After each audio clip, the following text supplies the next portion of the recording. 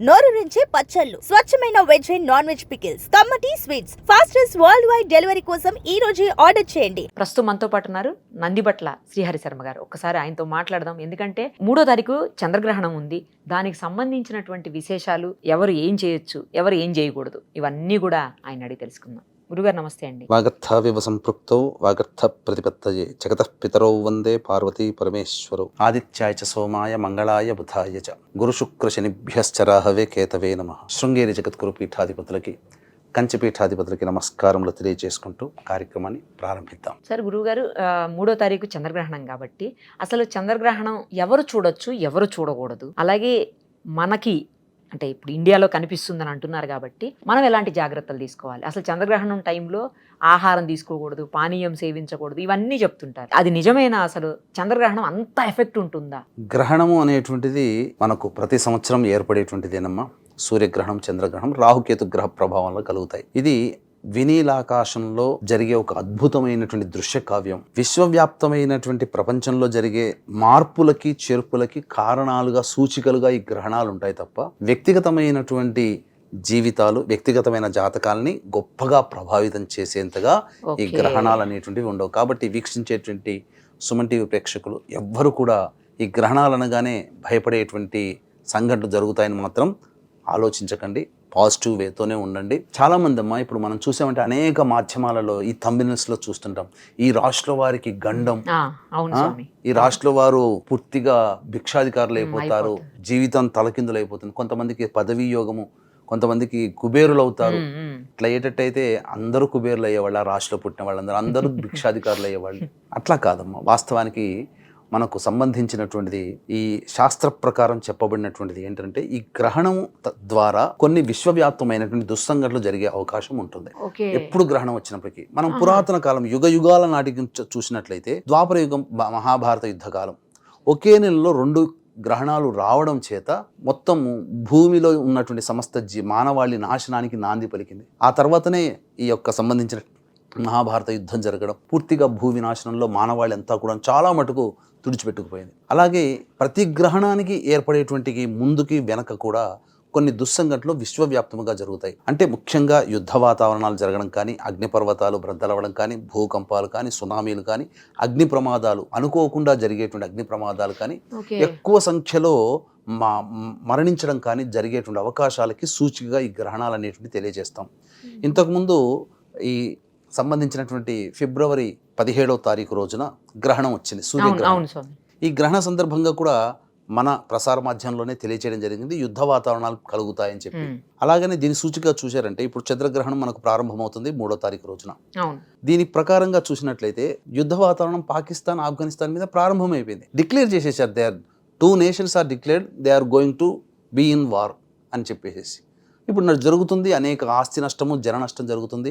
అలాగే ఆల్రెడీ యుద్ధం కంటిన్యూ అవుతున్నటువంటి ఉక్రెయిన్, రష్యా కానీ, అమెరికా, ఇరాన్ కానీ, చైనా, జపాన్, తైవాన్ ఇలాంటి దేశాల్లో కానీ ఎక్కడైనా కానీ యుద్ధ వాతావరణాలు సన్నద్ధమయ్యే అవకాశాలు ఉన్నాయి. అందుకనే అమెరికా కూడా చూసినట్లయితే కొన్ని చోట్ల పూర్తిగా వైమానిక స్థావరాలకు సంబంధించినటువంటి అన్ని కూడా నిండిపోయాయి, ఎయిర్ బేస్లు అన్ని కూడా యుద్ధ విమానాలతో. అంటే అమెరికా, ఇరాన్ మధ్య మళ్ళీ అణుయుద్ధం జరిగే అవకాశాలు ఉంటాయా? ఎందుకంటే చర్చలు జరుగుతున్నాయి ఇప్పుడు. అలాగే మన ఇండియా పరంగా చూసుకున్నట్లయితే ఈ యొక్క గ్రహణ ప్రభావం మన ఇండియాకి, అంటే మనము ఎప్పుడు కూడా చరిత్రను బట్టే మన భవిష్యత్ అనేటువంటిది ఆలోచన చేయాలి.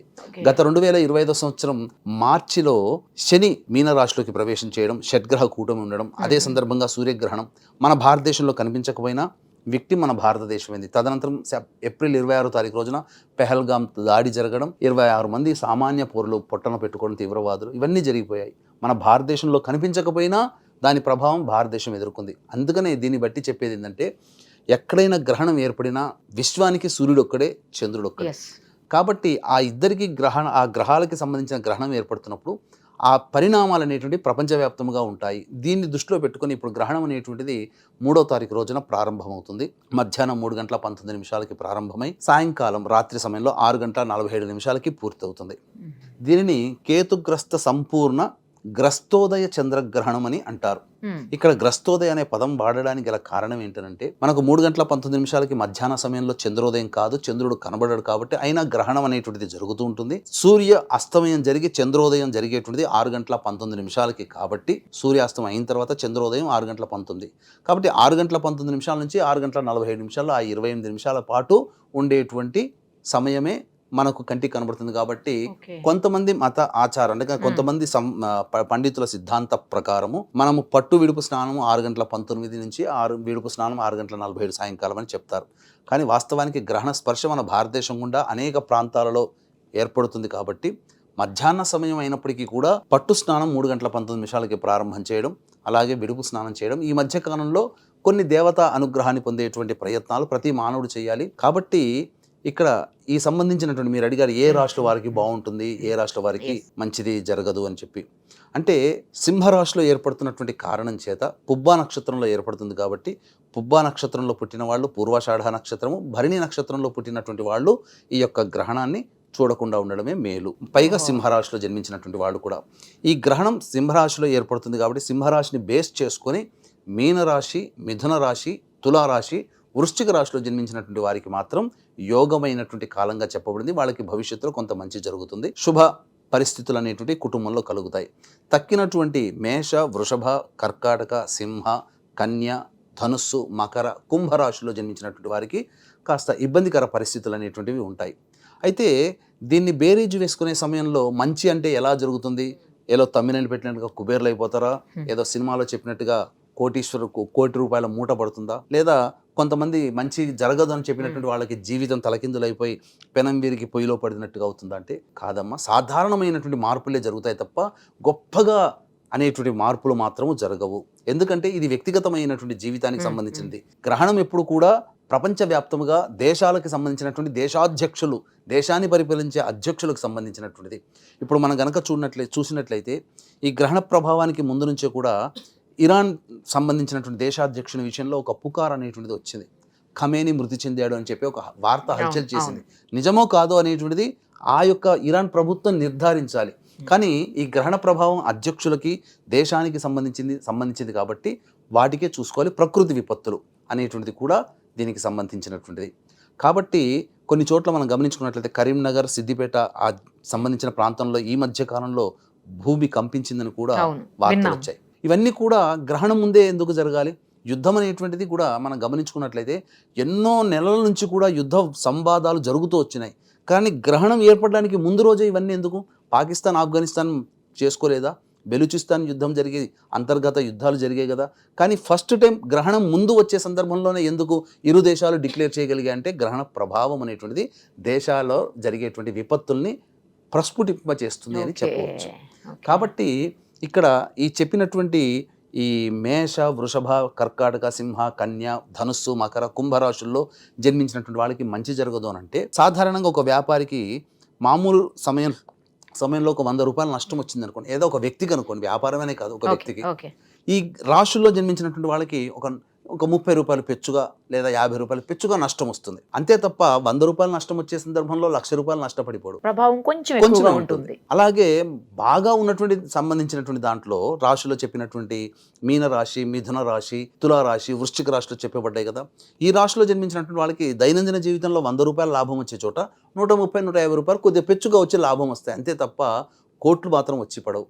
అందుకనే ఇక్కడ ఈ యొక్క విషయాలు ఏవైతే భయపెట్టే ప్రసార మాధ్యమాల్లో భయపెట్టే విషయాలన్నిటిని కూడా పట్టించుకోకుండా పాజిటివ్ వేతో దృక్పథం చేసుకొని ఇది ఒక అమూల్యమైనటువంటి విషయంగా మనం భావించాలి. ఒక సమయం, ఎందుకనంటే మామూలు సమయంలో 1000 సార్లు జపం చేస్తే ఎంత ఫలితం వస్తుందో ఇక్కడ ఒక్కసారి నామాన్ని గ్రహణ సమయంలో జపం చేస్తే అంత ఫలితం వస్తుంది. కాబట్టి ఆ సమయాన్ని మనం అందరూ కూడా వినియోగించుకోవాలమ్మా. వినియోగించుకొని 3:19 నుంచి గురువు గారు ఇచ్చిన మంత్రోపదేశం కానీ, ఇష్టదేవత ఆరాధన కానీ, శివ, విష్ణు, లలిత లేదా హనుమాన్ చాలీసా, దత్త చరిత్ర పారాయణం కానీ, కాలభైరవాష్టం కానీ, ఏదైనా కానీ దేవతా ఆరాధన ఆ సమయంలో వీలైనన్ని సార్లు కనుక జపం చేసుకుంటే దైవిక శక్తి పెరుగుతుంది. ఏ రాశుల వారికి అయితే మంచి జరగదని చెప్పబడి ఉందో వాళ్ళందరూ కూడా పాజిటివ్ అయిపోతారు.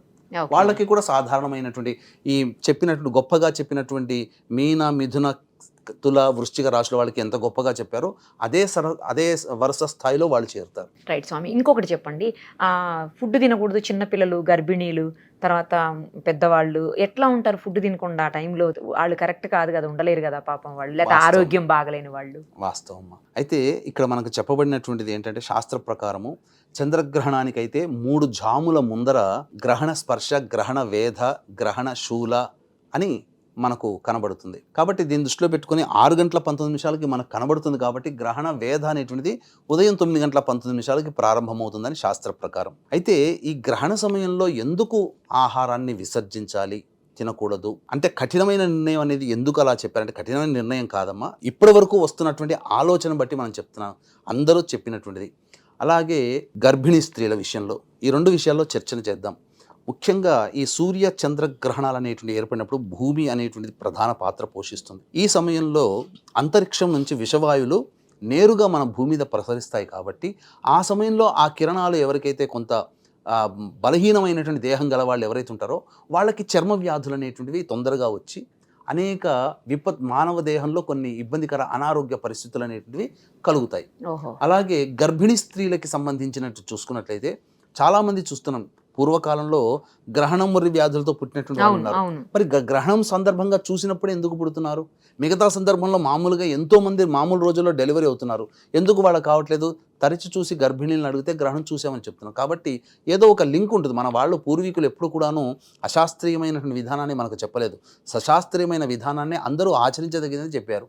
కాకపోతే మధ్యలో ఉన్నటువంటి కొంతమంది తమ సొంత పైత్యాన్ని పెట్టుకొని సొంత వ్యక్తిగతమైన అభిప్రాయాన్ని ఇంకా జోడించి ప్రజల్ని భయపెట్టాలి, నా అదుపులో నా అదుపాజ్ఞలో నేను చెప్పినట్టుగా వీళ్ళు వినాలని కొంతమంది చేసినటువంటి ఇబ్బందికరమైనటువంటి మాటల వల్ల ఈ గర్భిణీ స్త్రీలు అంటే కొయ్యలాగా అలా ఉండిపోవాలి, గాలి పీల్చకూడదు, ఎటు తిరగకూడదు, తలకాయ తిప్పకూడదు అని చెప్పేసి అస్సలు కదలకూడదు ఎక్కడా చెప్పలేదమ్మా.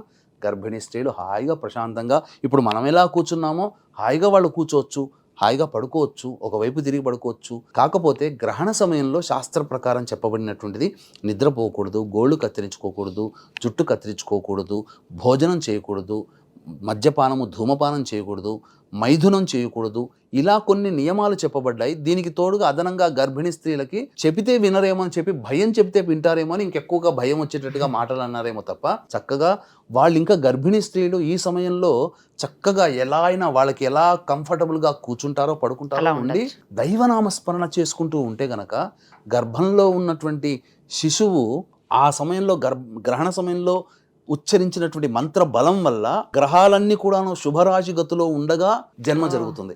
అంటే ఆ జన్మ సమయము ఆ జీవి గర్భంలో ఉన్నటువంటి ఆ జీవి చేసుకున్న పాప కర్మ పుణ్యకర్మలను బట్టి బయటికి రావాలి కదా.